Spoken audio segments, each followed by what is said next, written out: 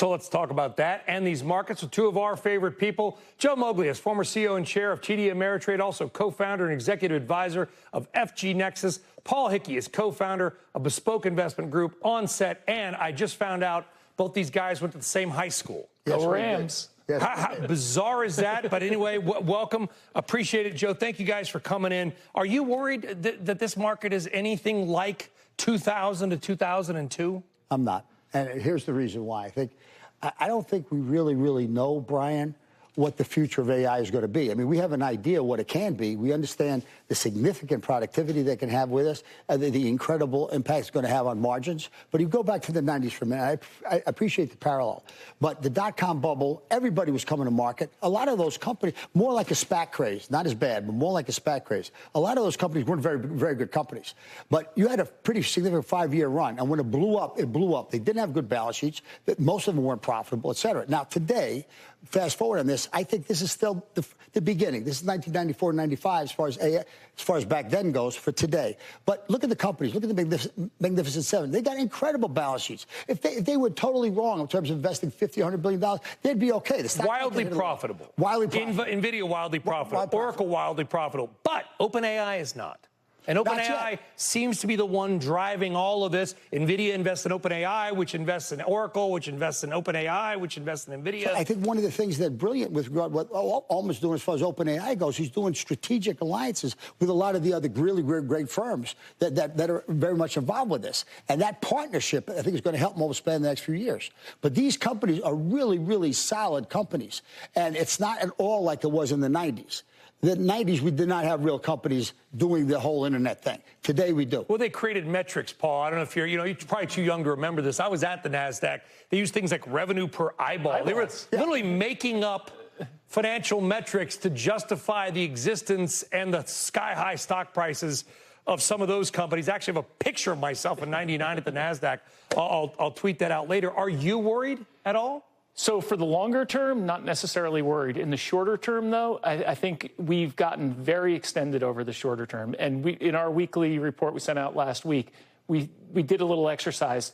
Let's take a step back to April. And as unsustainable as the selling was in April and as extreme as we got relative to the 200-day moving averages and the major averages, now coming into last weekend, the NASDAQ, the semis, the tech sector, communication services, they were just as extreme to the upside as they were to the downside in April. So over the short-term basis there, these things need to rest.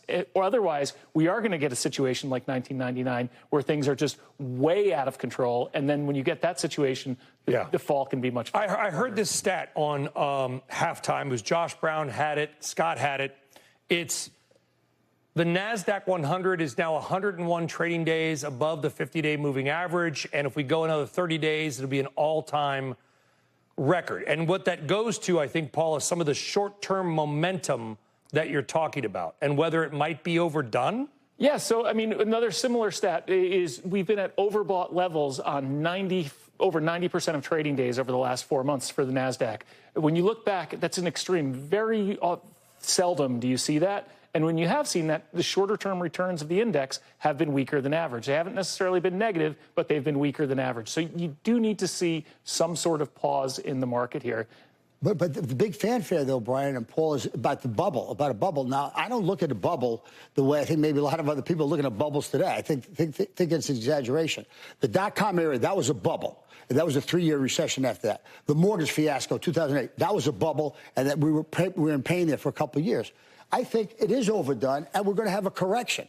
A correction is not the same blow-up as a bubble. So I think it's critical to be able to stay bullish. You need to know how to manage your portfolio if you're an individual investor. If you don't have a position, I think you got to be careful getting in, but you don't want to miss it. Your dollar cost average.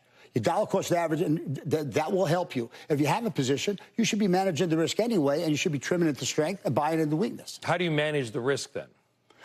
If I have a position into strength, for example, in our own stuff, when SPY hit 650, we started to trim across the board. If we look at individual stocks, kind of a little bit overdone, they had a great run, we start to trim. So you trim into strength. But when there's a correction, you got to jump back in and buy. If you don't have a position, and you miss this thing, this is a pretty big miss. If you miss this thing, that's why you dollar cost average. And you put in so much money every month, But you handle a correction, not a bubble. So I want to be clear. It's not my job to sit here and say we're in a bubble. I'm not saying that. What I'm saying, what I said earlier this week, and now I'm glad it's getting a little more attention, is that I do energy. I talk about energy. And when they talk about these data centers and all this $850 billion in capital spending in the United States alone, $2 trillion globally, according to HSBC, that's going to take literally electricity.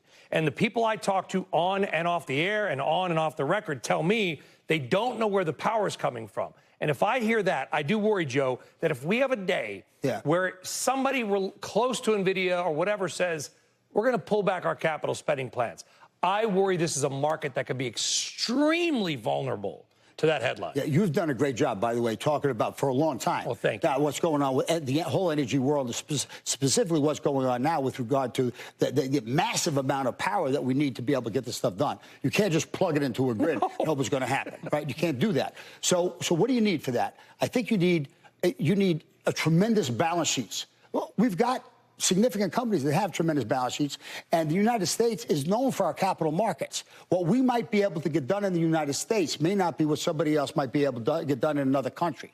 So I appreciate the challenge, but this is Wall Street. We have such entrepreneurial spirits that figure out a way to make money. And if they're making this much of an investment in AI, they're going to figure out a way, I think, to handle it, at least initially with natural gas and energy. Which falls right into one of your themes, because I read everything you guys put out. You do a great job at Bespoke. Natural gas is one of your themes right now. So I think so. U.S. natural gas, it's so much cheaper, U.S. natural gas versus natural gas in the rest of the world. And we're going to need these. Because we're better at it, and we have a lot of it. We have a lot more of it. So what's the solution? Export it. You have Schneider Energy, LNG exports. Venture Global. There's several companies that do it. EXC. Yeah, Expand Energy. Nick Delasso, by the way, good tease. He's going to be on the show, I think, October 7th.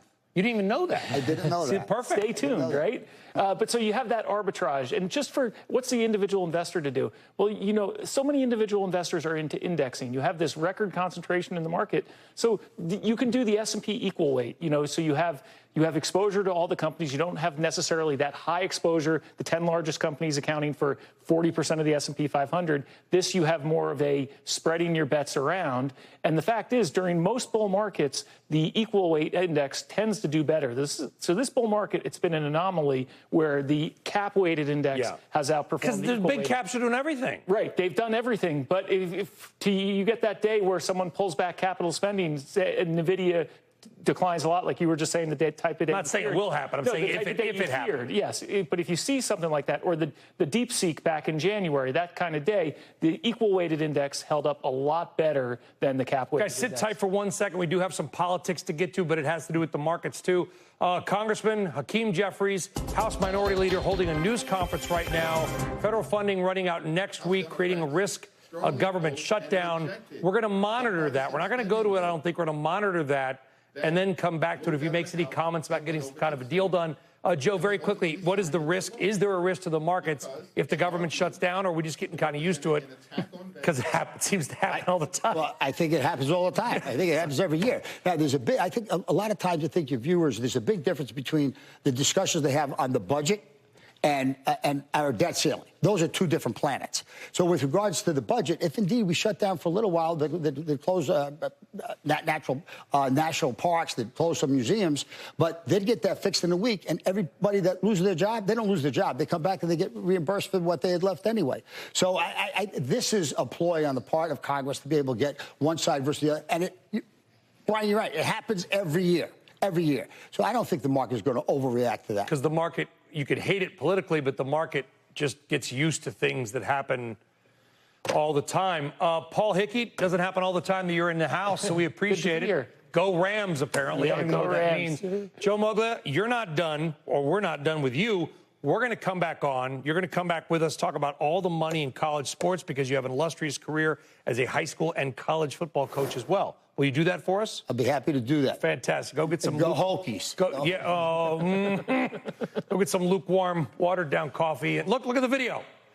Look at, you know that guy? I do know that. Yeah, look, he's like, we gotta score more than the other team and we can win. Playoffs. That's it. We're talking about playoffs. There we go. Joe, we'll see in a few minutes. All right. So what does the bond market make about all